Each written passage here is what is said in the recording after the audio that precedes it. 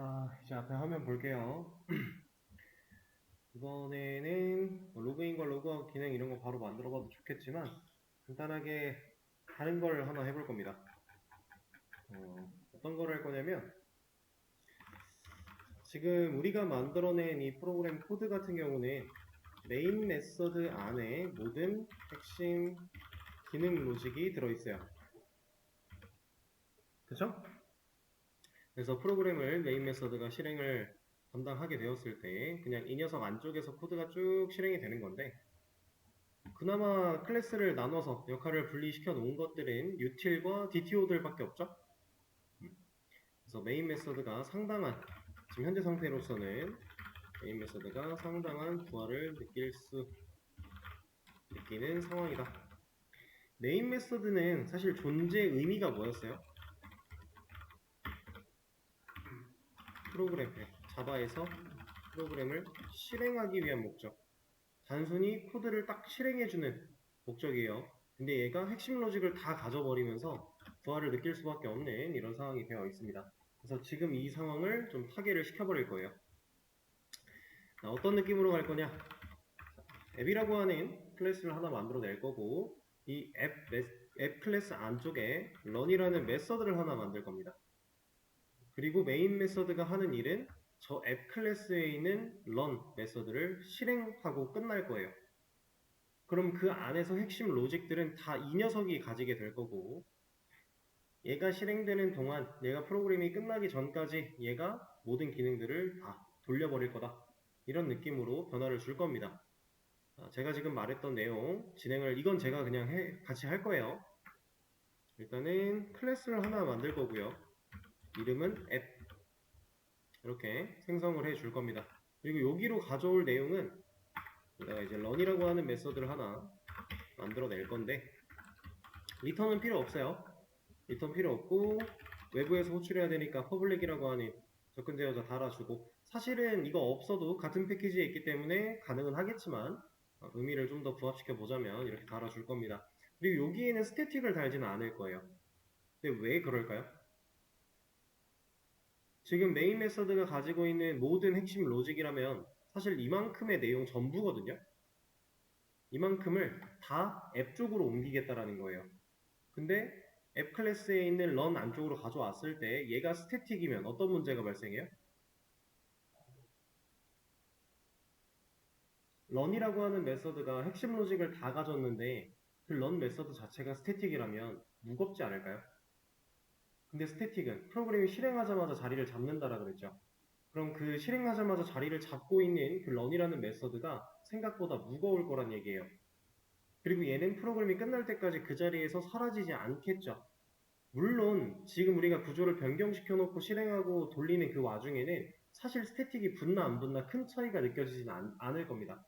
근데 우리가 스태틱이라고 하는 걸 무분별하게 남발하면 안 된다고 했어요. 쓰는 데는 분명한 목적이 있고 그 목적에 부합한 상황들에서 사용을 해주기로 했는데 얘는 지금 적절하지 못해요. 그래서 이 녀석은 스태틱을 달지 않을 겁니다. 그러면 제가 말했던 것처럼 이만큼의 로직 다 잘라내기 해서 이쪽으로 가져올 거예요. 그냥 이렇게 다 붙여넣기 한 겁니다, 그냥. 그리고 나서 줄바꿈만 조금 맞춰주도록 하죠. 자, 이 안에는 당연히 이런 메서드도 없고 이런 변수들도 없고 하다 보니 뭐라고 하겠죠? 그럼 이제 그 녀석들 다 가지고 올 겁니다. 이만큼이죠? 잘라내기 해서 역시 여기다가 붙여넣기. 그리고 make test data 이 녀석도 잘라내기. 그리고 이쪽에 밑에다가 붙여넣기. 자, 이렇게 했어요. 그리고 여기는 임포트 정리 한번 해줄 거고요. 자, 이제 얘가 하는 일은 new app 객체 하나 만들어 낼 겁니다. 그리고 run 메서드 실행. 객체를 만듦과 동시에 메서드 실행하는 거 당연히 가능하죠. 그냥 우리는 단발성으로 메서드 하나를 호출하고 끝날 거야 라고 하면 이게 가능하다라고 했습니다. 근데 이렇게 호출을 했다면 이제 얘는 무한 루프에 갇혀있는 기능이기 때문에 이 안에서 동작을 열심히 하다가 exit라는 명령어를 만나기 전까지 얘가 아직 안 끝난 거예요. 그쵸? 그리고 EXIT를 만나서 run이라는 메서드가 종료가 되면 얘가 여기서 끝나면 그때 이 한 줄의 코드가 진짜로 끝나는 겁니다. 그러면 메인 메서드도 더 이상 실행시킬 코드가 없으니까 프로그램을 종료시키겠죠. 그런 개념이에요. 근데 이렇게 구조를 바꾸고 났더니 기능상으로는 에러가 나는 것도 없고 아마 동작을 잘 할 테지만 한 가지 불필요한 요소들이 좀 생겼어요. 어떤 게 불필요할까요?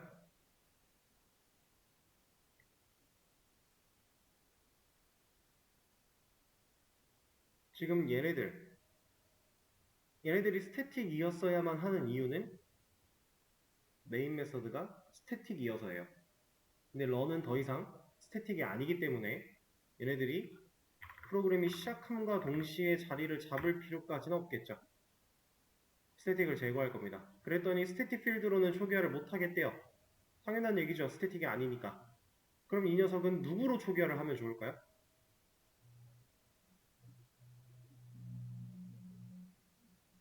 자, 스태틱 필드를 초기화하는 거는 스태틱 블럭이라고 해서 우리가 이렇게 사용을 했는데 얘가 여기서 없어지면 이건 뭐였어요? 인스턴스 초기화 블럭이었죠. 근데 지금 인스턴스 초기화 블럭을 써도 상관은 없어요. 어차피 가능은 해요. 다만 조금 더 적절한 녀석이 있겠죠. 생성자. 얘는 왜 생성자로 가능해요? 객체를 만들고 있으니까. 생성자는 객체를 만들 때 실행이 되는 건데 여기서 객체를 만드니까 앱의 생성자로 가지고 이 녀석들 초기화를 해준다면 런 메서드가 실행됐을 때 값 갖다 쓰는 거 문제 없겠죠. 그래서 생성자를 달아줄 겁니다. 그리고 여기도 결국은 밖에서 생성자를 호출하는 개념, 밖에서 외부에서 객체를 만들어내고 있으니까 생성자에도 퍼블릭을 하나 달아주고요. 자, 이렇게 했더니 이제 한 가지 문제가 이거예요. 여기 반복문에서 지금 얘 뭐라고 하고 있습니다. 왜? 얘는 아직 스태틱 메서드인데 얘가 스태틱 필드가 아니에요. 그래서 뭐라고 하는 거죠? 그럼 얘가 스태틱 메서드가 아니면 되겠죠? 어차피 런도 스태틱이 빠졌기 때문에 이 녀석 스태틱이 아니어도 호출할 수 있는 거니까요. 그쵸? 그래서 지금 구조를 바꾸고 나면은 이렇게 내용을 정리할 수 있습니다. 그러면 메인이라고 하는 클래스 안쪽에 있는 메인 메서드가 이 앱이라는 객체 인스턴스를 생성하면서 run이라는 메서드를 실행을 할 건데 이 객체가 생성되는 시점에 이미 이 생성자를 통해 각각의 변수들이 초기화를 할 거고요. 그 이후에 run이 실행될 때 그 안에서 활용하는 거 당연히 문제 없겠죠. 자, 기능적인 테스트 한번 해보겠습니다. 일단 아티클 리스트 같은 거 봐도 문제 없을 거고 멤버 조인 같은 거 당연히 가능할 거고요. 이런 것도 문제없이 잘 막아줍니다. 그리고 아티클 라이트를 한다던가 이런 것도 괜찮을 거고 뭐 디테일 같은 기능도 뭐 역시나 당연히 괜찮겠죠. 이런 것도 문제가 없을 거고요. 문제가 있을 수가 없어요. 우리가 올바르게 코드를 변화를 줬다면 문제가 생기는 게 오히려 이상한 겁니다. 이렇게 간단한 검증까지 완료를 했으니까 이제 이 상태를 가지고 추가적으로 코드를 더 만들어 보도록 할 거예요. 그리고 사실은 지금 이렇게 구조를 분리한 이유가 메인 메서드가 해야 되는 그 존재 의미, 그 역할을 벗어나서 너무 많은 걸 가지게 하지 말자라고 하는 취지도 있고요. 근데 이거를 넘어서서 또 다른 취지가 있는데 사실은 지금 우리에게는 게시물 관련 기능, 그리고 회원 관련 기능 이렇게 생겼죠. 멤버 조인이라고 하는 걸 만들기 전까지는 얘밖에 없었지만 이제 회원 관련 기능이 생겨났어요. 그러면 이 녀석들을 이제 저번에 한번 언급됐던 MVC 패턴 구조를 사용해서 패턴을 사용해서 이제 구조를 다 뜯어 고칠 필요가 사실 있어요. 근데 거기까지는 진행이 안 될 겁니다. 아마 이 수업에서 애초에 오늘이 지금 마지막 수업이잖아요. 자바 우리 마지막 날인데 여기까지는 안 되고요. 이거는 이제 웹 개발 수업 같은 걸 들어오시면은 추가적으로 진행을 하게 되니까 그렇게 알아주시면 되고 이렇게 기능마다 역할에 따라 클래스를 좀 분리하고 그렇게 분리해서 관리를 해야 우리가 실질적으로 유지보수 차원에서 훨씬 더 이득을 많이 볼 수 있다 라고 하는 개념인데 그런 목적도 가지고 있습니다. 지금 이렇게 앱이라고 하는 이 녀석도 결국에는 어떠한 역할을 가지게 돼요. 나중에는. 그런 느낌으로 보시면 되고요. 그러면 우리는 일단 여기서 구조 변경은 스탑을 할 거고 요런 것도 하나 해볼까요? 간단하게. 이것도 그냥 같이 할 건데 지금 게시물 관련 기능 쪽을 잘 보면은 우리가 디테일이라던가 이런 거 얘가 하는 일이 뭐였어요? 아티클스를 순회해서 사용자가 입력한 번호랑 게시물이 가지고 있는 아이디 번호랑 일치하는지를 따져보는 거였죠. 근데 이 녀석이 어디도 쓰여요? 우리 모디파이에서도 그대로 쓰이고 있죠. 코드 중복 아닌가요? 그쵸? 딜리트 쪽은 물론 인덱스를 가지고 다른 방식으로 사용을 하고 있지만 어쨌든 얘도 이 방식으로도 사용이 가능했어요.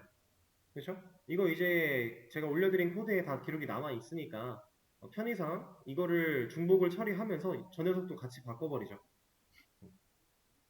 중복이에요, 중복. 불필요하다라는 거죠. 제거하면 좋습니다. 근데 어떻게 제거해요? 자, 우리가 자바를 사용하면서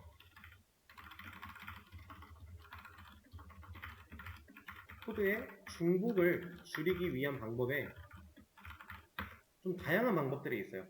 일단 상속도 결국 코드 재사용의 목적을 가지고 있고요. 그 다음 구성 방식 우리가 배웠던 거 이것도 코드 재사용의 목적을 가지고 있죠. 근데 이것들은 어떤 관계에서 쓰는 코드 재사용이에요? 얘네들은 서로 다른 클래스 상황일 때. 지금 저희는 run이라고 하는 메서드의 안쪽에서 중복되는 로직을 제거할 거예요. 그럼 지금 이거는 클래스, 서로 다른 클래스의 개념이 아니죠. 하나의 클래스고 하나의 메서드 안쪽에 있는 기능들이에요. 그러면 이거를 우리가 이런 방식을 떠올릴 게 아니라 이게 아니라 지금 반복되고 있는 로직, 즉 기능을 메서드로 분리를 시키면 이렇게 만들어진 메서드를 호출해서 사용하는 개념이 된다면 중복을 제거할 수 있는 겁니다. 그리고 이렇게 해서 중복을 제거하면 가져올 수 있는 이점 중에 하나가 자, 지금 우리가 만들어 놓은 아티클스를 순회해서 아이디를 검증하는 그 기능을 제가 이렇게 표현을 해볼게요. 이게 지금 라이트 기능에도 쓰이고 있고 디테일, 모디파이, 딜리트도 우리가 똑같이 맞추기로 했으니까 세 군데에서 사용을 해요. 자, 근데 이 코드가 뭔가 지금 잘못돼서 만약에 수정을 좀 해야 되는 상황이 됐대요. 내용이 바뀌어야 된대요. 그럼 얘도 바뀌어야 돼, 얘도 바뀌어야 돼, 얘도 바뀌어야 돼 라는 상황이에요. 그럼 우리는 run 메서드 안에 있는 이 녀석 찾아가서 코드 바꿔야 되고 이 녀석 찾아가서 코드 바꿔야 되고 얘도 찾아가서 코드 바꿔야 되죠. 세 군데 다 찾아가야겠네요. 근데 이러다가 만약에 실수했어요. 아, 이거 하나 깜빡했다. 그럼 이 기능 할 때는 어떻게 돼요? 네, 바뀐 걸 적용을 못 시키겠죠. 당연히 안 바뀌었으니. 자, 이게 다 따로따로 있을 때의 상황이고요. 저렇게 따로따로 있는 녀석을 제가 메서드로 하나 분리를 시켜서 만들어 놔요. 그리고 필요한 위치마다 이 녀석을 불러다 호출, 얘를 불러다 호출, 얘를 불러다 호출. 똑같은 기능이니까 그냥 불러다가 쓰는 것만으로 똑같은 기능을 할 수 있는 건데 자, 이 상태에서 아까처럼 메서드를 기능을 좀 변경해야 되는 상황이 됐대요. 그럼 전 누구만 찾아가면 돼요? 얘만 찾아가면 되겠죠. 얘만 찾아가서 내용을 살짝 바꿔놓으면 여기 코드 건드릴 필요 있나요? 없죠. 불러오는 건 바뀔 게 없으니까. 물론 변화가 되는 과정에서 뭐 인자 매개면수가 추가가 된다면 이 녀석들도 뭔가 건드릴 게 생기긴 하겠지만 애초에 전체를 뜯어고치는 건 아니잖아요. 그렇죠? 중복된 코드에 대해서 메서드로 분리를 시켜놓고 해당 메서드를 호출하는 게 유지보수 차원에서도 훨씬 이득이고 우리가 개발을 할 때도 더 편리하게 할 수 있다. 그래서 우리가 유틸 같은 것도 그 목적으로 만들어 놓은 거잖아요.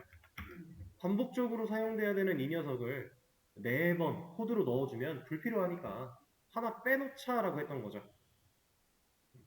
이것도 그냥 뭐 메인 클래스라든가 지금 현재로서는 앱 클래스에다가 따로 메서드로 분리시켜 놓고 util에서 불러올 게 아니라 그냥 여기 그냥 클래스 안에 있는 걸 불러와도 돼요. 되기는.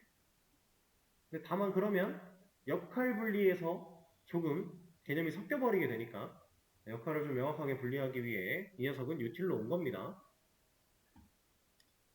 얘는 게시물 관련된 기능이라고 보기는 어렵잖아요. 뭐 멤버 관련 기능이라고 보기도 어렵고 그냥 시간 관련 기능. 어디에서 불러다 써도 현재 날짜랑 시간을 그냥 그대로 가져오면 되는 기능. 그런 느낌. 자, 그래서 이 녀석 수정을 좀 해볼 건데 이것도 시간을 들이면 좋긴 하겠지만 얘는 제가 그냥 할 겁니다. 자, 지금 제가 말씀드리는 이 상황을 잘 체크를 하시면 메서드로 분리하는 게 정말 쉬울 거예요. 보세요. 얘부터 여기까지 중복인데 이만큼의 코드가 하는 일이 뭐예요? 아까 제가 말씀드렸던 아티클스 순회해서 우리가 입력한 아이디와 게시물들이 가지고 있는 아이디를 비교해서 찾아내는 그런 과정이죠. 자, 이 과정 코드를 잘 보세요. 여기서부터 여기까지 내려오는 시점에서 우리가 실제로 값을 찾아내는 행위는 얘 때문인데 이걸로 찾는 건데 이렇게 찾아서 실제로 활용하고 검증하는 최종적인 데이터는 결국 누구예요? 파운드 아티클이죠. 결국에는 이 녀석이 제할당을 받았느냐 받지 못했느냐가 지금 이 기능의 핵심이죠. 그걸 찾아내기 위해서 이런 반복문을 돌리고 있는 거예요. 자, 그럼 잘 보세요.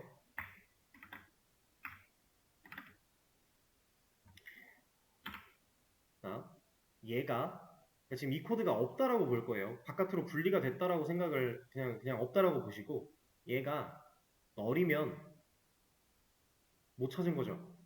얘가 널이 아니면 찾은 거죠. 그걸 찾는 걸 누가 한다고요? 이 녀석이 한다고요. 그죠? 그리고 찾아온 결과 가지고 검증이죠. 자, 어디서부터 어디까지 분리를 해야 돼요? 제가 지금 다시 한번 말씀드릴게요. found article이 널이면 그리고 널이 아니면 우리한테는 지금 이 두 가지의 선택지가 있어요. 상황이. 그리고 그걸 널이냐 널이 아니냐를 이런 로직으로 찾을 수 있다고 했습니다. 그리고 얘는 그렇게 찾아온 결과, 이 녀석이 들고 있는 결과를 가지고 검증을 하는 거라고 했어요. 자, 우리는 이만큼의 코드 중에서 누구를 메서드로 분리해야 될까요? 얘입니다. 얘 분리 못해요. 얘는 할 수 있어요. 얘도 못합니다. 자, 왜 그런지 보여드릴게요. 이 녀석을 메서드로 분리를 하면요. 메서드는 실행하고 나서 결과를 남길 수도 있죠. 남기지 않을 수도 있겠지만 남길 수 있어요. 근데 found article이란 이 녀석이 필요한 게 뭐였다고요? 널 아니면 객체죠. 그러면 메서드의 실행 결과를 이 자리에 남겨준다면 아까 널과 아티클을 찾아내는 건 반복문 로직이었잖아요. 그 녀석이 메서드로 분리가 돼서 메서드를 실행하고 그 결과를 이 자리에 널 혹은 아티클 객체를 남겨준다면 파운드 아티클은 역할을 다 했죠. 그리고 이 녀석 남아있는 이 값을 가지고 이 검증을 한다라고 했어요. 얘는 물론 메서드로 분리가 돼서 그쪽에서도 검증을 하는 거는 가능은 하겠지만 컨티뉴를 어떻게 쓸 거예요 그러면? 메서드가 실행되고 나서 끝나고 이 녀석 컨티뉴를 어떻게 명령어 쪽으로 어떻게 올릴 거예요? 그게 문제예요. 자, 그래서 제가 어떤 식으로 갈 거냐면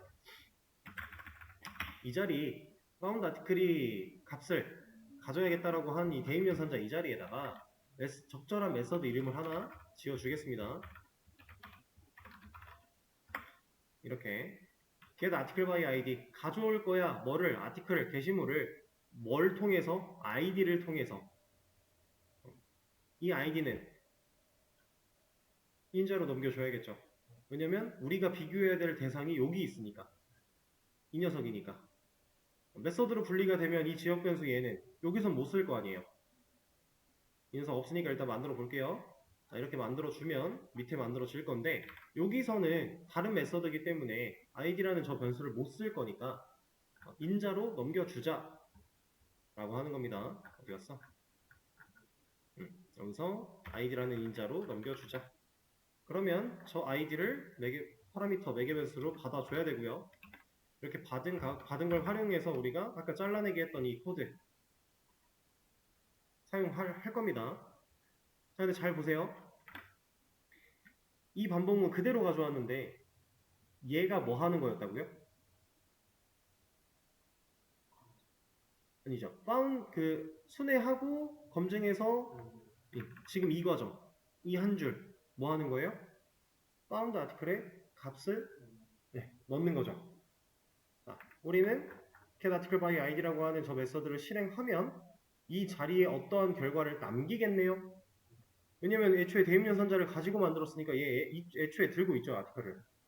리슨 타입 맞게 지금 올라가 있어요. 그러면 이건 리스트인데 얘가 실행된 이 자리에 결국 어떠한 데이터가 남는 건데 아까 전에 파운드 아티클에 아티클을 넣겠다라고 했던 그 한 줄은 아티클을 이 녀석에게 넣고자 했던 거죠. 그러면 여기다가 뭘 남겨야 이 녀석한테 아티클을 주는 거예요? 아티클을 남겨야죠. 그렇다라는 건 리턴을 시키자. 그럼 저 자리에 아티클이 남을 거니까. 자, 그리고 여기서는 브레이크가 의미가 없겠죠. 어차피 리턴 만나면 메서드 종료니까. 그리고 이 반복문 도는데 한 번도 아티클을 리턴하지 못했다. 그럼 반복문 끝나고 코드 내려오면 리턴을 널 하겠다. 문제가 없겠네요. 그러면 이거 아니면 이거를 지금 여기 위에서 파운드 아티클이 결국 가지게 되는 거니까 찾으면 아티클이 남을 거고 찾지 못하면 널이 남을 거니까 그럼 우리가 아까 했던 거랑 다를 게 없죠. 자, 지금 이 상황에서 제가 아까 전에 얘를 옮기면 안 된다라고 했던 건 이런 거예요. 이 녀석도 이 밑으로 가져와서 이렇게 해주고 만약에 지금 리턴을 여기서 한 번도 만나지 못했다면 게시물이 널이니까 게시물이 존재하지 않는 상황이잖아요. 그러면 이거를 빼고 이것도 빼고 이렇게 출력을 하나 하겠다라고 한 뒤에 리턴 널을 주면 결국엔 파운드 아티클이 그냥 널이에요. 여기가 그럼 얘는 널이고 여기서는 못하니까 이거 하면 안 되니까 여기서 이제 올라가야 돼요. 그렇죠. 컨티뉴를 통해서 명령어 입력받으러 다시 가야 돼요. 안 그러면 에러예요. 그러니까 지금 if 조건으로 검증하는 이 녀석을 밑으로 메서드로 같이 가져와 버리면 우리가 어떤 검증을 또 해야 되냐면 결국에는 여기서 이걸 따져 봐야 돼요. 안 그러면 컨티뉴 조건을 넣어줄 수가 없으니까. 그러니까 출력문만 저기로 가냐 여기로 오냐예요. 그러니까 사실 메서드로 분리하는 게 별로 의미가 없죠, 얘는. 그리고 지금은 사실 뭐 이 정도의 의미만 없다라고 느껴지시지만 역할 분리를 더 하고 나면 이제 각각의 역할에 맞는 녀석들이 누구는 출력, 누구는 입력과 출력, 누구는 실제 서비스 로직, 기능 로직, 누구는 뭐 데이터 관리 뭐 이런 식으로 역할이 나뉘게 될 건데 이러한 검증을 통해 출력을 하는 녀석이 이제 역할이 생겨날 겁니다. 그러면 그 녀석한테 출력을 주는 게 맞아요. 그러니까 빼도 의미가 별로 없다라는 거예요, 얘는. 이 검증을 필요로 할 수밖에 없으니까. 그래서 이 출력은 다시 가져올 겁니다. 그리고 또 하나, 이렇게 출력을 했을 때 약간 하나의 문제점이 더 있는 게 뭐냐면 사실 이 녀석 가지고 사용을 하는 지금 뭐 디테일, 모디파이, 딜리트 이 세 가지 기능 모두 다 얘가 널이면 파운드 아티클이 널이면 이거 하는 건 똑같아요. 이걸 보여주는 건 똑같아요. 근데 만약에 얘가 이 메서드를 호출하는 녀석이 저 파운드 아티클이 널인 검증을 통해서 저걸 하기 위해서가 아니었대요. 그러니까 비슷한 내용이 필요해서 얘를 그냥 재활용을 했는데 얘는 출력문을 보여줄 만한 상황이 아니래요. 그럼 얘를 썼을 때 적절하지 못하겠죠. 그렇죠? 얘는 분명히 찾아내는 역할이니까 딱 이 역할만 하는 게 좋다라는 거예요. 그 외의 기능들을 더 많이 가지게 되면 여러 군데에서 활용할 때 제약이 걸릴 수 있으니까. 그래서 메서드를 분리할 때는 우리가 분리하는 그 목적에 맞게끔 딱 그 역할 정도만 수행을 할 수 있게 만들어주는 게 가장 바람직하다. 이래야 재활용을 할 수 있는, 재사용을 할 수 있는 그 확률이, 빈도가 늘어나는 거니까. 실제로 그렇습니다. 이렇게 하나 만들어 준 거고요. 이제 파운드 인덱스 이 부분과 모디파이 부분도 수정을 할 건데 너무 간단하죠. 이 한 줄의 코드를 복사한 다음에 이만큼 대신에 그냥 넣어주면 끝나요. 저 반복문이 있던 자리를 얘가 결국에 할 거니까. 이 녀석이 일 처리하고 여기다가 남겨주는 건 동일한 거니까. 자, 그리고 딜리트 쪽 여기도 마찬가지예요. 이만큼 잘라다가 이제 넣어주면 되는데, 문제는 여기는 파운드 인덱스 가지고 검증하고 있었으니 바꿀 게 조금은 더 있겠죠. 이것까지 같이 들고 와서 이만큼을 갈아 끼워 넣어주는 거죠. 그리고 리무브를 할 때는 인덱스가 아니라 개체를 그냥 넘기는 걸로. 이러면 우리가 만들어낸 메서드를 활용해서 여러 가지 기능에서 골고루 재사용을 했으니 쉽게 처리가 가능하겠죠. 자, 그럼 이런 거 하나 만들어냈고, 그러면 사실 앞으로 이제 회원 관련된 기능들을 더 만들어 나가다 보면 뭔가 이런 녀석도 하나쯤 뺄 수 있겠죠? 얘도 하는 일이 멤버 수를 순회해서 멤버들이 가지고 있는 로그인 아이디 가지고 내가 입력한 로그인 아이디랑 일치하는지 비교한 다음에 어떠한 값을 남겨주는 행위니까 이것도 똑같은 방식으로 변화를 준다. 가능하겠죠? 그거는 이제 똑같은 사용이 한 군데에서라도 더 나오기 시작을 하면 그때 이제 분리를 해주도록 하겠습니다. 여러 군데에서 활용하지 않는데 굳이 메서드로 빼진 않아도 돼요. 한 군데에서만 쓸 거면 그냥 넣어놔도 괜찮긴 해요. 일단은 그렇습니다. 자, 그러면 또 이런 것도 한번 해볼까요? 사실 우리가 그 디테일 모디파이 딜리트에서 중복하고 있던 거는 그 부분 말고도 또 있긴 해요. 이거 이것도 또 중복되고 있지 않나요?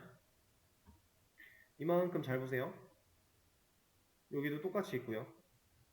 여기도 똑같이 있어요. 중복이죠, 이거.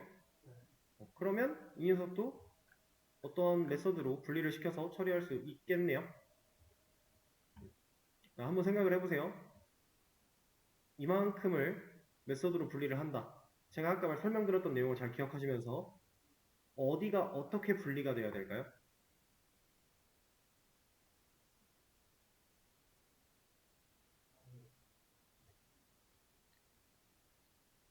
자, 일단 값을 잘 생각해야 되는 건 누구? 값이 변하면서 우리가 그 변한 거 가지고 따져봐야 되는 애는 누구?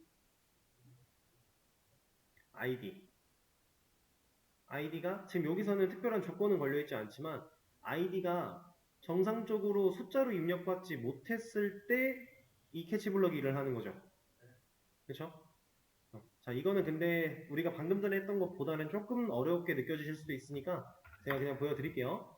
자, 이 녀석 id한테 get cmd number 정도라고 이름을 하나 붙여서 메서드를 만들어 줄게요. 그리고 얘한테 cmd를 넘길 겁니다. 왜냐면 자르는 과정을 얘가 할 수 있어야 되니까. 그래서 이 녀석을 제가 들고 갈 거예요. 이거 없으니까 만들어 주고요. 이 안쪽에서는 우리가 디테일 여기죠. 일단 이만큼을 다 가지고 와 볼게요.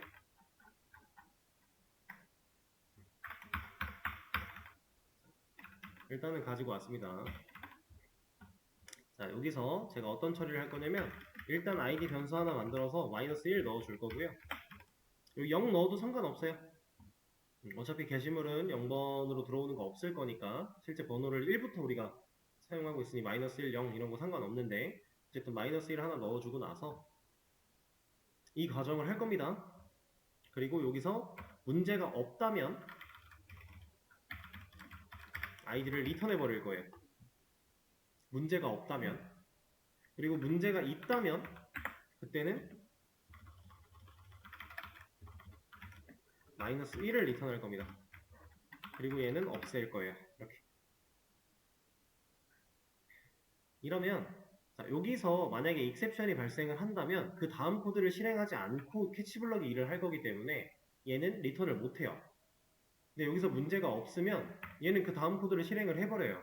그럼 아이디를 리턴하니까 리턴하면 메서드 종료니까 이거 안 하겠죠. 당연히. 이 개념을 활용한 거예요. 그러면은 문제 없이 형태가 변환되었다면 그때 변환된 아이디 값을 그냥 리턴 시킬 거고, 만약에 문제가 생겨서 정상적으로 형태를 변환시키지 못한 상황이라면 마이너스 1을 리턴하겠다 라고 한 겁니다. 자, 그리고 이 녀석을 사용하는 시점으로 다시 올라가서 여기서 이걸 물어봐 줄 거예요. 아이디가 마이너스 1이랑 같으면 어떤 상황? 잘못된 명령어인 상황. 그리고 continue를 통해 위로 올라가라 해줄 겁니다. 그러면 얘가, 이 메서드가 가지고 있는 기능은 받아온 명령어를 가지고 형태를 변환시키는, 그러니까 숫자 부분을 잘라내서 형태를 변환시키는 역할을 하는 거고요. 변환했을 때 문제가 생겼냐 생기지 않았냐를 검증해주는 메서드가 되는 거예요. 그래서 거기 있던 출력을 제가 이쪽으로 또 가져온 거죠. 얘한테 출력을 놔도 출력은 돼요. 메서드가 실행할 때 출력문을 가지고 있으면 출력은 합니다. 콘솔에 다 찍혀요. 다만 찍어야 될 역할을 제대로 분리하기 위해서 얘한테서 빼내고 리턴 값으로 검증을 하는 거예요. 그러면은 이거를 또 활용을 한다라고 했을 때 이만큼을 복사를 해서 이 자리에 넣어주면 되고, 그리고 또 이만큼을 복사를 해서 이 자리에 넣어주면 되고, 그럼 앞으로 뭔가 뒤에 번호가 입력되는 어떤 명령어를 처리할 때는 얘를 다 활용할 수 있겠죠. 메서드로 분리하는 거, 이런 식으로 하는 겁니다. 그러니까 중복이 된 것 같은데 이거는 좀 중복을 제거할 필요가 있겠는데 라는 생각이 들면 생각을 여러분들이 생각해 보시면 돼요. 이걸 어떻게 하면 중복을 없앨 수 있을까? 거기서부터 출발을 하다 보면 가능할 겁니다. 대신에 이제 이런 단순한 출력 같은 경우는 중복이 됐어도 뭐 따로 메서드로 분리하기가 상당히 애매해요. 할 수는 있지만 굳이예요, 굳이. 그래서 안 하는 거고요. 대신에 코드를 리스트에서 작성할 때 이런 거를 하나의 이 문제 안에서 여러 개를 쓴다라는 건 좀 불필요한 느낌이 드니까 코드를 여러 개를 쓰지 않아도 할 수 있게끔 이런 식으로 코드를 작성했던 거고, 그렇습니다. 자, 일단 이렇게 그러면 우리가 구조 변경하고 좀 메서드 분리하는 작업을 진행을 했는데 이것도 제가 코드 하나 남겨드리도록 하죠. 자, 공유를 완료했고요. 이 다음에는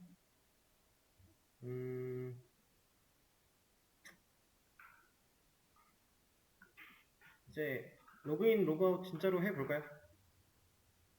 이것도 조금은 해볼 시간을 드리는 게 좋겠죠? 보자. 자, 로그인이라고 하는 기능과 로그아웃을 만들 건데 당연히 명령어는 멤버 로그인과 멤버 로그아웃으로 받을 거예요. 자, 로그인을 했다. 명령어가 입력이 이렇게 들어왔다. 어떤 일이 벌어져야 돼요? 네? 프로그램 실행? 프로그램을 실행하고 이제 명령어를 받아야죠. 명령어를 멤버 로그인을 받았어요. 그 뒤에 딱 이루어져야 되는 일. 일단 입력받을 수 있게 이런 거 보여줘야겠죠. 여기까지는 보여준다. 아이디 이만큼 보여준 다음에 여기다 이제 사용자가 입력할 수 있게. 로그인이니까 로그인 정보는 사용자가 직접 입력을 하는 거잖아요. 자, 사용자의 입력. 그리고 마찬가지 비밀번호도 사용자한테 입력을 받아야 됩니다. 그쵸? 자, 여기까지 사용자가 비밀번호까지 입력을 다 하고 엔터를 딱 치면 어떤 일이 벌어져야 돼요? 로그인을 할 수 있는지 없는지 따져보고 문제가 없으면 로그인 성공, 문제가 있으면 그쵸, 다시 위로 올려보내야겠죠. 아니면 다시 위로 올려보내는 거는 명령어 쪽으로 올려보낼 수도 있겠죠. 왜냐면 이제 아이디랑 비밀번호를 입력을 했는데 틀려요. 그럼 이제 다시 아이디부터 입력을 하라고 만약에 줘요. 근데 내가 진짜 까먹은 거예요. 그럼 그 사람은 이 로그인 기능에서 벗어날 수가 없잖아요. 현재 우리 코드 상황이라고 보면.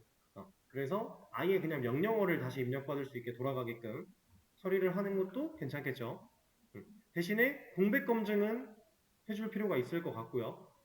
그리고 지금 로그인이 안 되는 이유가 아이디가 틀려서인지 비밀번호가 잘못돼서인지 사용자한테 알려줄 수 있으면 또 좋겠죠. 요즘에는 사실 뭐 두 가지를 통합해서 알려주곤 있지만 뭐 지금 우리는 그냥 기능적인 이런 흐름을 프로세스를 연습하는 느낌이니까 아이디 따로 비밀번호 따로 검증을 좀 해보도록 할 겁니다. 그럼 실제로 성공을 하게 되면 그냥 땡땡님 환영합니다. 여기서 땡땡님은 현재 로그인한 회원의 뭐 로그인 아이디 혹은 네임 같은 거 이런 거 보여주시면 될 겁니다. 땡땡님 환영합니다 라고 하는 문구를 보여주면서 로그인 기능 끝내는 걸로 하시면 되는데, 자, 또 생각해야 될 게 있어요. 우리가 로그인을 했을 때 지금 로그인된 사람에 대한 정보를 어딘가에 저장시켜 놓지 않으면 이 로그인은 아무런 의미가 없는 로그인이에요. 왜냐면 로그인 기능이 끝나서 이 출력을 보여주고 나면 더 이상 누가 로그인 했는지에 대한 정보가 없잖아요. 이거는 하나의 조건문 안쪽에 들어갈 녀석이니까 데이터에 대한 백업이 필요합니다. 실제로 저장을 누군가가 저장을 하고 있어야 누가 로그인 되어 있는지 상태를 알아야 그걸 가지고 로그아웃도 할 수 있는 거예요. 그리고 이게 돼야 게시물을 작성할 때 예를 들어서 작성자에 대한 정보를 남기겠다. 이런 것도 로그인 된 사람이 누군지를 알아야 되는 거니까 정보를 가지고 있어야 가능한 거다라는 얘기고요. 그래서 이런 로그인 기능, 로그아웃 기능 만들어 보시면 됩니다. 시간을 좀 들여볼게요. 해보시죠. 자, 제 앞에 화면 보겠습니다. 로그인, 로그아웃 같이 진행 한번 해볼 거예요. 사실 그렇게 어려운 친구는 아니고 간단한 녀석인데, 이제 제가 아까 말씀드렸던 정보를 저장을 어딘가에 해야 된다라고 하는 그 사실을 원래는 여러분들이 직접 캐치를 하는 게 최고 베스트긴 해요. 근데 이렇게 되실 경우가 좀 많아서 그냥 힌트를 좀 드렸던 거고요. 이제 프로그램 시작하고 명령어 입력 받은 다음에 조인 기능 끝나고 나서 아티클 라이트를 만들어내기 이전에 하나 명령어를 또 추가하겠습니다. 멤버 로그인이라고 하는 것부터 만들어 보죠. 이 안에 있는 것들 중에서 활용할 만한 것들은 그냥 좀 활용을 할게요. 아이디 패스워드 어차피 변수 필요할 것 같으니까 일단 살려두도록 하고, while문 공백 체크 어차피 할 거니까 그냥 두죠. 아이디 입력했는데 아이디를 입력하지 않았다면 필수 입력 정보다. 근데 필수 입력 정보라는 이 검증을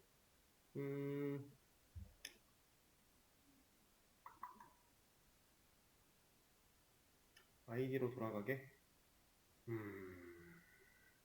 뭐 하기 나름일 것 같기는 한데 여기서는 일단 빼죠. 빼고 공백 검증을 이렇게 하지 말고요. 어차피 제대로 입력을 지금 제대로 입력을 안 했다면 문제가 생길 거니까 그거 가지고 처리를 한다라고 생각을 하겠습니다. 이만큼은 일단 좀 제거를 하죠. 너무 기니까 이것도 빼고, 그리고 이 녀석은 불러넣도록 하고요. 그리고 이것도 이렇게 만들지 말고요. 그냥 같이 써버리죠. 패스워드 입력받는 게 따로 없네요. 그러면은 이거 하나 더 만들어서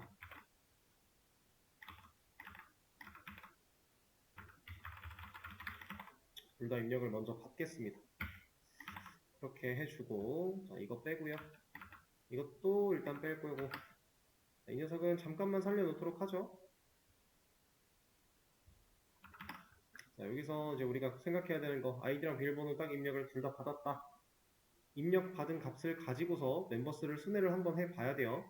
그렇게 순회를 할 때 멤버스를 순회하는데 멤버가 가지고 있는 로그인 아이디를 가져와서 내가 지금 입력한 아이디랑 일치하는 게 있나 따져보고, 있을 때는 뭘 하면 좋을까요?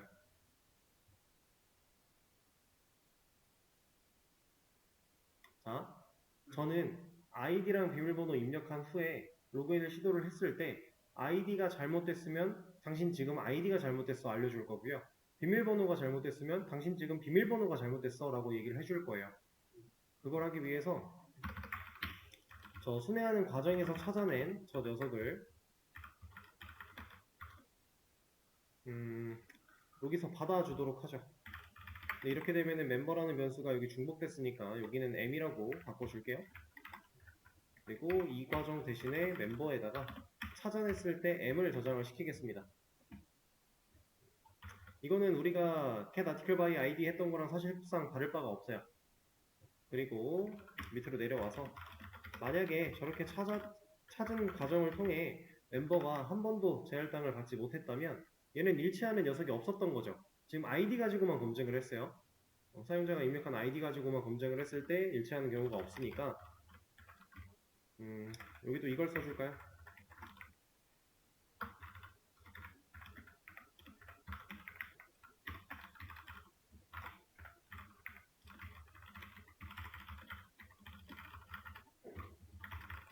이런 문구를 하나 보여주겠다 해주고 이렇게 그러면 이 에러가 났다라는 건 id가 잘못됐다는 경우예요. 그리고 나서 그 밑에서 주석 말고 그냥 지웁시다.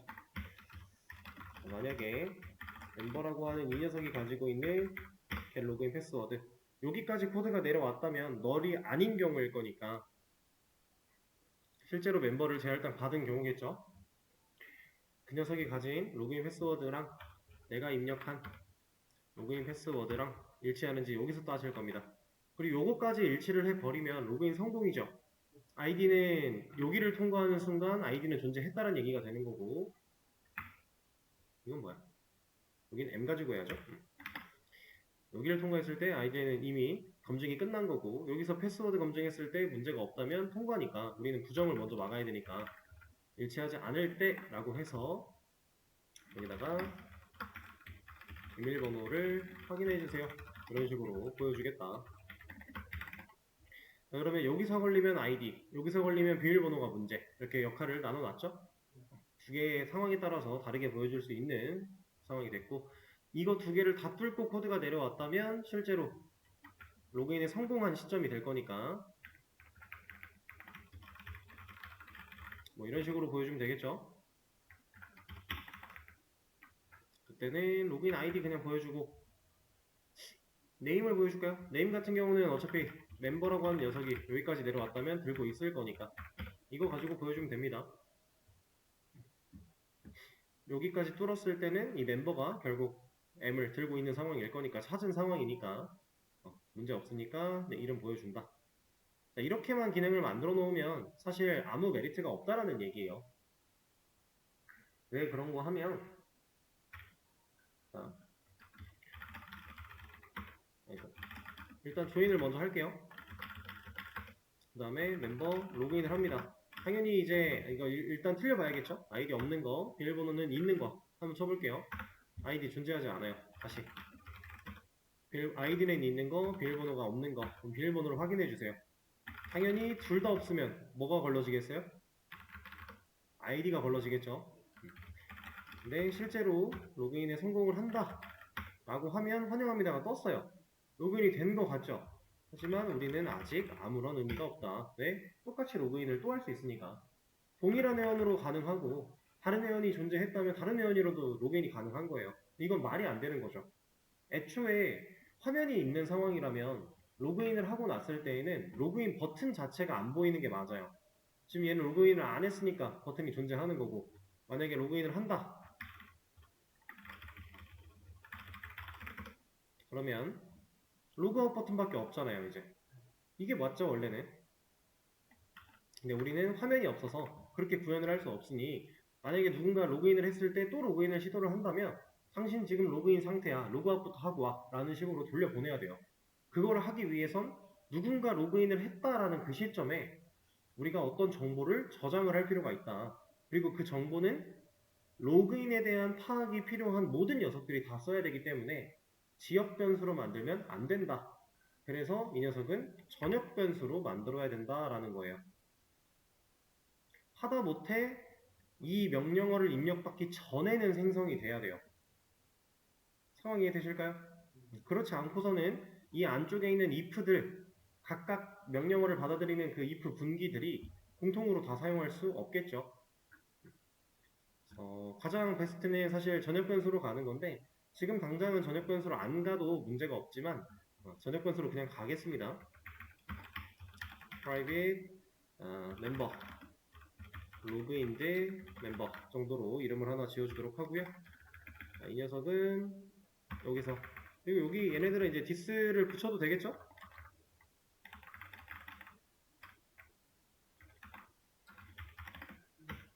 자, 얘한테는 일단 너를 넣어 놓을 겁니다. 그리고 나서 로그인을 실제로 실행했다. 여기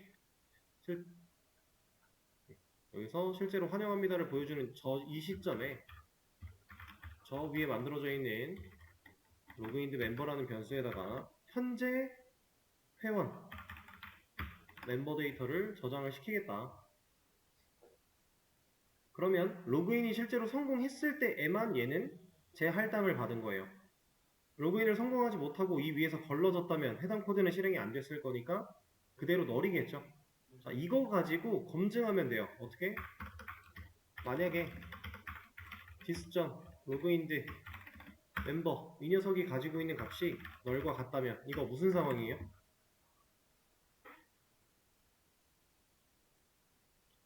전역 변수 로그인드 멤버가 널과 같다면 네, 로그인이 안 된 경우죠. 로그인을 성공했다면 널이 아니라 재할당을 받을 거니까 멤버 객체를. 근데 이 상황은 얘가 널이라는 얘기는 로그인이 안 되어 있는 상황. 그럼 안 되어 있는 상황에서 로그인을 그대로 진행을 해야죠. 그럼 우리가 지금 막아줘야 되는 상황은 로그인이 되어 있는 상황이겠죠. 널이 아닐 때는 로그 아웃 후 이용해달라 라는 식으로 메시지를 하나 보여주고 컨티뉴를 달아주면 얘는 애초에 명령을 시도했을 때 이거 검증하고 올라갈 거니까 걸린다면 자 다시 볼게요. 얘가 멤버 조인을 해주고 멤버 로그인을 합니다. 일단 로그인 성공. 그리고 나면 이제 로그인을 못한다라는 거죠. 실제로 값을 저장시켜 놨고 그 값을 가지고 검증을 한 거니까 로그인된 회원에 대한 정보를 지금 이 로그인드 멤버라는 녀석이 전역에다가 저장하고 있다. 그 값을 가지고 얘가 널이야 널이 아니야를 가지고 이제 로그인 로그아웃을 따져볼 수 있다. 자 그러면 이게 사실 가능해야 여러분들이 로그아웃을 만들 수 있는 거예요. 사실 이게 안 되면 이거에 대한 판단이 안 됐으면 로그아웃은 만들 수가 없죠. 불가능한 겁니다. 자 로그아웃 바로 만들어 볼 건데 자 이렇게 붙여넣기 하나 더 해주고요. 멤버 로그아웃이라고 할 거예요. 자, 로그아웃의 기능 같은 경우는 로그인과는 반대 개념이겠죠. 로그아웃 상태에서는 못 쓸 거 아니에요. 그러니까 이렇게 돌려주고 로그인 후 이용해주세요. 검증하면 될 거고요. 이런 로직들은 다 필요 없습니다. 다 필요 없어요. 그리고 나서 여기다가 실제로 로그아웃을 했다. 여기서 컨티뉴로 걸러지지 않고 코드가 밑으로 내려왔다면 로그인이 되어 있는 상태일 거고 그때는 로그아웃을 시키는 게 맞으니까 여기다가 정상적으로 로그아웃 되었습니다. 이런 거 하나 보여줄 수 있겠죠. 근데 보여주기만 해서는 의미가 없어요. 우린 지금 로그인 했을 때 정보를 어디에 저장했다고요? 로그인드 멤버라고 하는 전역 변수에 저장을 했죠. 그러면 해당 전역 변수가 값을 가지지 않는 상태가 되어야 실제로 로그아웃이 되는 상태겠네요. 그래서 디스점 로그인드 멤버라고 하는 녀석의 값을 다시 널로 돌리는 과정을 할 겁니다. 자 이렇게 해주게 되면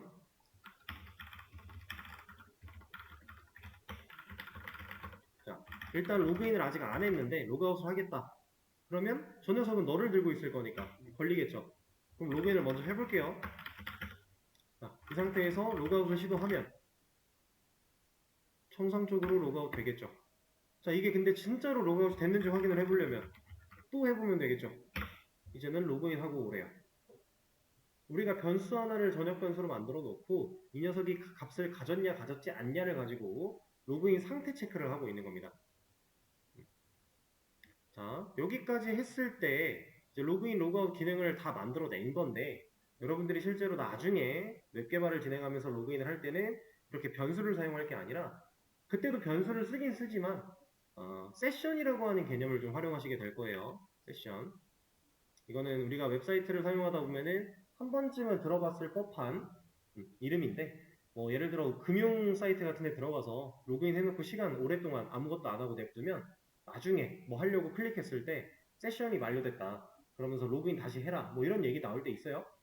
그럴 때 사용하는 그 세션이 나중에 실제로 여러분들이 로그인 정보를 저장하게 될 녀석입니다.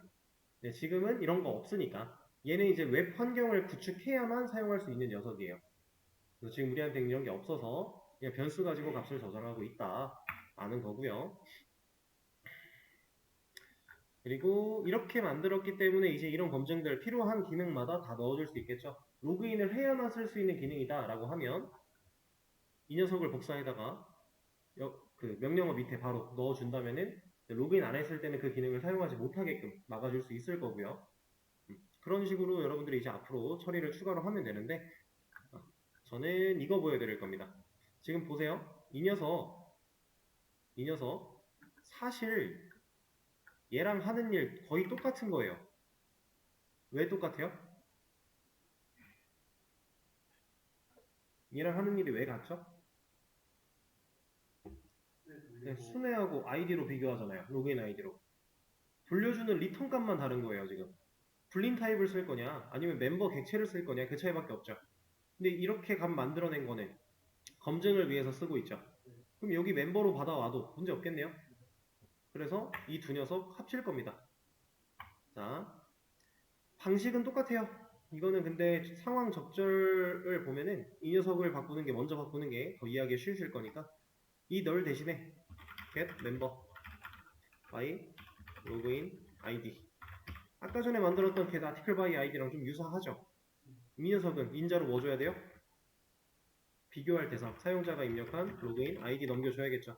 왜냐면 메서드가 분리가 될 건데 그럼 이 녀석을 못 쓰는 거니까 그쪽에서는 그럼 얘가 인자로 세팅해서 넘겨줘야만 얘가 올바르게 사용할 수 있을 거니까 없는 메서드니까 만들어주고요. 이만큼을 잘라내게 해주고 밑으로 갑니다. 여기다가 실제로 넣어줘야 되는 코드가 복사 잘라내기 한 거였고 그럼 이제 이름 안 겹치니까 여기는 멤버라고 써도 되겠네요.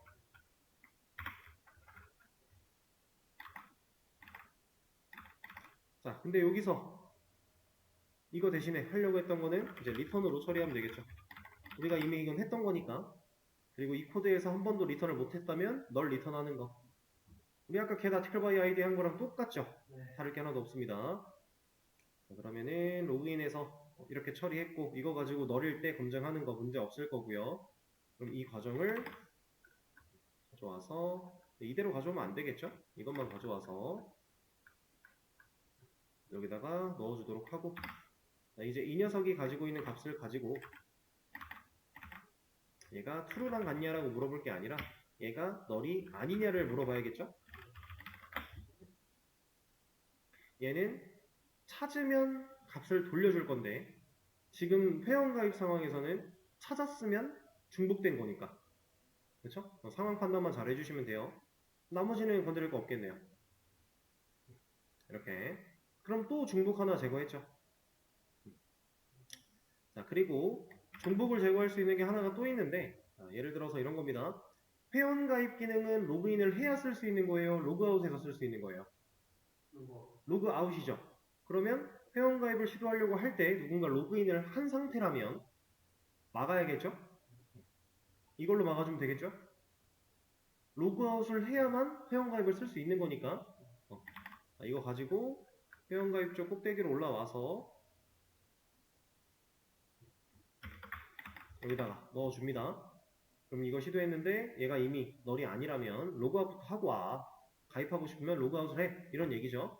자 그럼 이렇게 쓰고 났어요. 그럼 이 녀석 중복이죠. 근데 사실 이 중복은 제거하는 게 그렇게 큰 의미가 있지는 않습니다. 왜 그런지 보여드릴 거예요. 자, 얘는 출력이고 컨티뉴죠. 아까 전에 우리가 실제로 중복된 이런 조건, 이런 부분 옮기지 말자라고 했어요. 근데 이거랑 사실 유사하게 생겼죠. 그러면 옮기는 게 별로 의미가 없는 거 아니야? 네, 사실 그렇게 큰 의미는 없습니다. 근데 그냥 편의를 위해서 얘를 없앨 거고요. 이러한 메서드를 하나 만들어낼 거예요. is logged? 로그인 됐어? 라고 물어보는 겁니다. 그러면 우리가 애초에 질문 자체가 지금 로그인 했어니까 true가 리턴이 된다라고 하면 로그인을 한 경우, false가 리턴이 된다라고 하면 로그인을 안 한 경우라고 생각할 수 있겠네요. 그리고 실제로 그걸 만드는 건 우리니까. 자, 그리고 이 메서드가 호출된 자리를 잘 보세요. 이 메서드는 리턴이 있어야 되나요? 없어야 되나요? 있어야죠. 어떤 타입으로 있어야 돼요? 불린 타입으로 있어야죠. 왜냐하면 if 조건식이 들어가는 자리에 들어왔으니까. 이 자리에 들어갈 수 있는 값은 결국 true 아니면 false였잖아요. 그렇죠? 그럼 이 녀석은 우리가 그냥 자동으로 만들어 달라 퀵픽스를 사용하면 알아서 불린 타입으로 만들어 줍니다. 이렇게 얘가 아는 거예요. 자바가 이 자리는 조건식이구나. 그럼 내가 true 아니면 false를 리턴을 해야 돼 라고 알고 있는 거죠. 얘가 해야 되는 일은 이거예요. 이 결과를 리턴하면 돼요. 자, 로그인 했냐라고 물었다 그랬죠. 로그인 했어 라고 물어봤는데 지금 얘는 로그인을 한 거예요? 얘는 널이 아니니까 로그인을 한 게 맞죠? 그쵸? 얘는 널이 아닌 상황이니까 로그인을 한 상태예요. 우리가 로그인 했냐라고 물어보고 했으면 뭘 리턴하자? true를 리턴하자 그랬죠. 이거 리턴하면 어떻게 되는 거예요? 메서드를 실행했는데 이 메서드가 로그인드 멤버라는 전역 변수를 갖다 놓고 널이랑 비교를 하고 있어요. 근데 널이 아니래요. 얘가 뭐가 들어있었대요. 그럼 이 조건식은 참이에요, 거짓이에요? 참이죠. 그쵸? 이미 뭘 가지고 있었고 널과 비교를 했는데 같지 않냐라고 하니까 안 같잖아요. 그러니까 얘는 참이죠. 그러면 리턴을 true를 하겠네요. 그러면 얘를 사용했던 그 시점으로 다시 올라가 볼게요. 여기 이 자리에 참이 남았대요. 로그인을 했대요, 누가. 그럼 로그아웃 하고 와 라고 하는 거 맞죠? 그렇죠? 자, 반대 상황을 찾아가 볼 겁니다. 아까 로그아웃 상황, 얘는 반대 상황이죠. 여기다가 이제 이슬 로그인들을 쓸 거예요. 그러면 이렇게 두면 돼요. 얘가 true가 되는 시점은 로그인을 했을 때인데 얘는 로그아웃을 했을 때 이런 조건을 실행시켜야죠. 그러면 이 결과가 false랑 같을 때 이렇게 써주면 로그아웃 상황도 체크를 할 수 있는 거잖아요. 그래서 이제 이런 식으로 만들어가지고 이런 데도 다 적용을 시킬 수가 있다. 그리고 이런 녀석은 이제 지금 당장은 사실 큰 의미가 없지만 좀 역할군을 더 디테일하게 나눴을 때 어딘가로 옮겨서 이제 공통으로 가져다 쓸 수 있는 이런 메서드로 만들어 놓으면 편합니다. 자,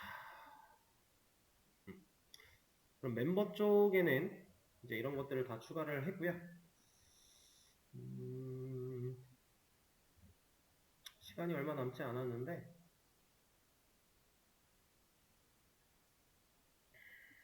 지금은 뭘 해보면 좋을까?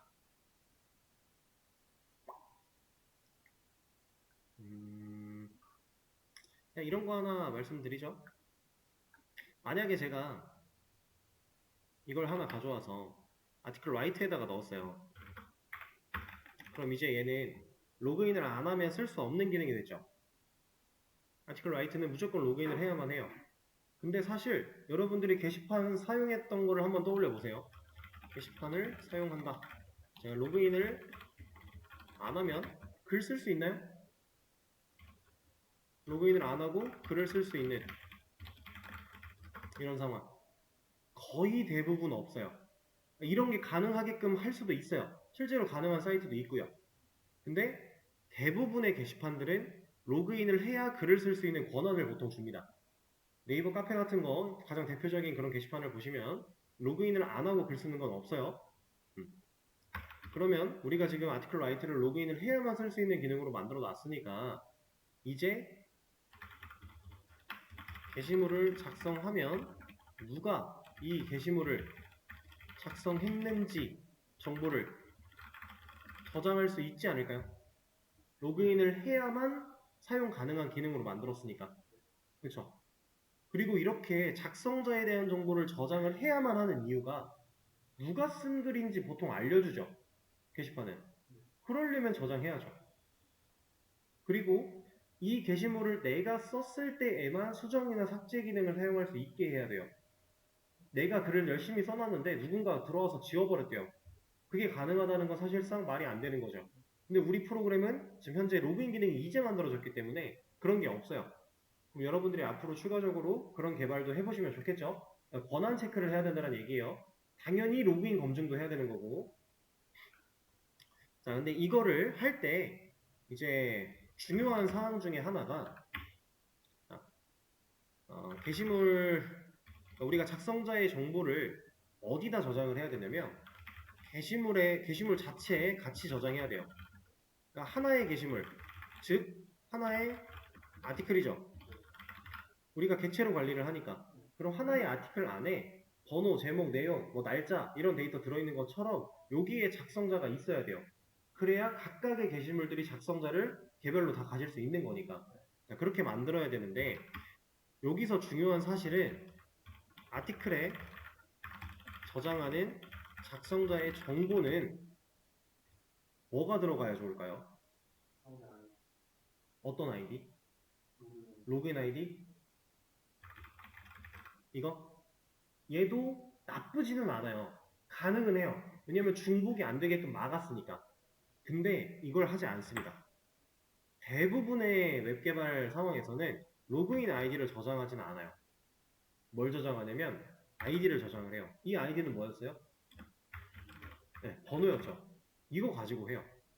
근데 왜 그러냐면 제가 저번에 한번 말씀드렸는데 이러한 아이디 같은 개념은 이제 데이터베이스를 사용하다 보면 프라이머리 키라고 하는 PK 이 개념의 이제 개념과 일치시켜서 사용을 하게 될 것이다 라고 하는 얘기를 했고 이 녀석의 가장 주된 목적은 고유 식별 값이에요.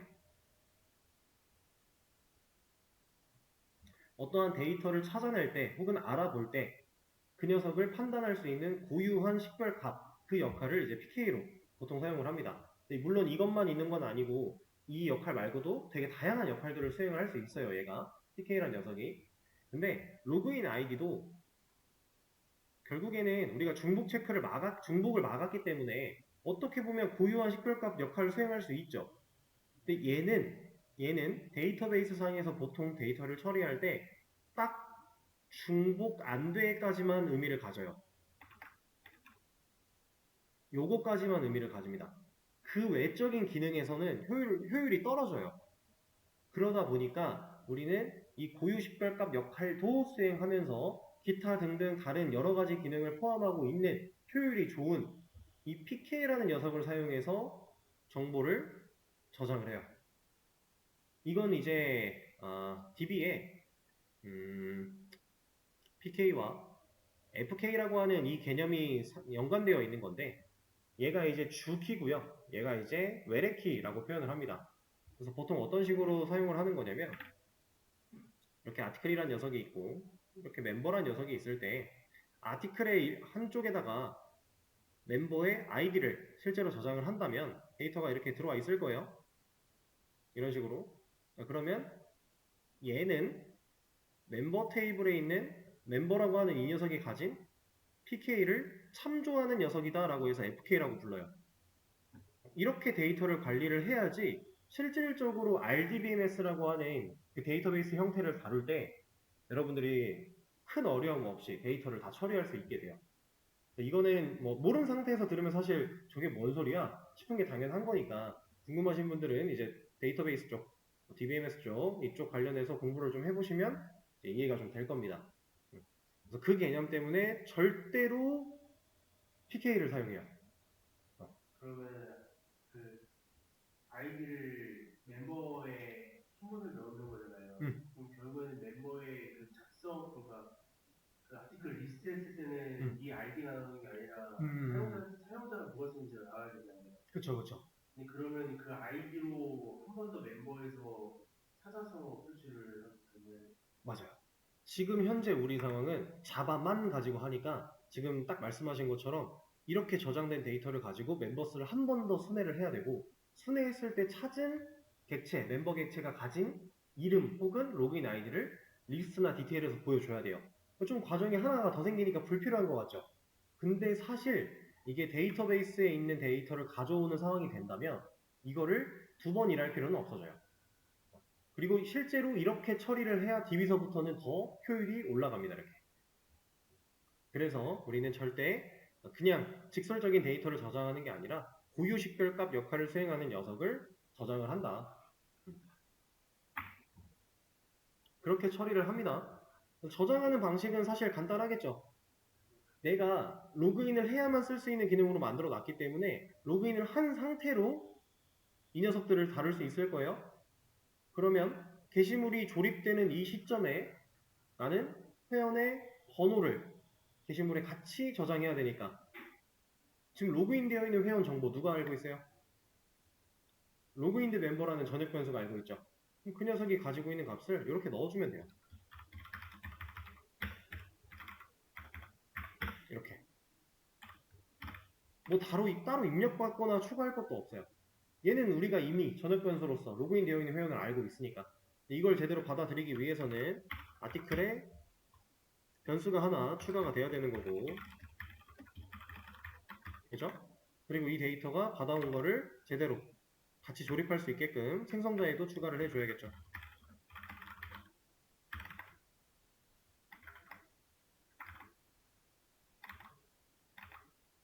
이렇게. 그리고 얘에 대해서 게터 세터도 추가를 해야 될 거고요. 이건 하나니까 그냥 제가 하겠습니다. get member id.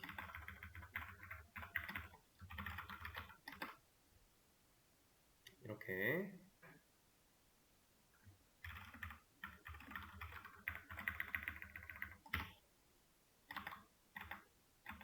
게터 세터 만들어주면 이제 진짜로 저장할 준비는 끝난 거예요. 이거 왜 노란색이야? 사용된 적이 없다고? 아, 여기가 컨텐츠구나. 이렇게.